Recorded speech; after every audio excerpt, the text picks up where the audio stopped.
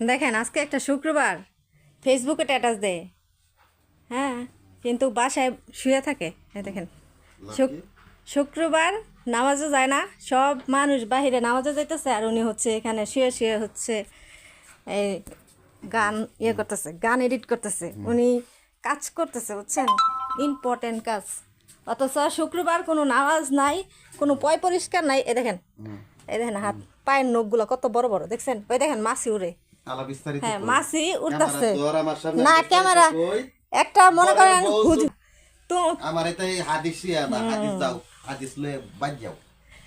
আমি খুব সুন্দর এই হাদিস জানি। হ্যাঁ, আমি আজকে যে একটা শুক্রবার, হাজার হাজার মানুষ নামাজে যাইতেছে, তুমি অন্য সময় অজুহাত দাও, তোমার কোমর ব্যথা, তারপরে এই সমস্যা এই সমস্যা, আজকে না কালকে, তারপরে এই শুক্রবার না এই সামনে শুক্রবার। এই যে একটা রমজান মাস আইছে, তুমি একটা তারাবিও পড়ছো না, একটা তারাবিও পড়ো নাই, একটা শুক্রবারও যাও নাই, কেন যাও নাই? তুমি খালি হুজুরের দোষ ধরো, হ্যাঁ, যে হুজুর ভালো না, হুজুরের পিছে নামাজ পড়লে নামাজ হইতো না, হ্যান তেন। মানে তুমি কি বাংলাদেশের সবচেয়ে ভালো? পৃথিবীর মধ্যে তুমিই ভালো, তুমিই সব কিছু।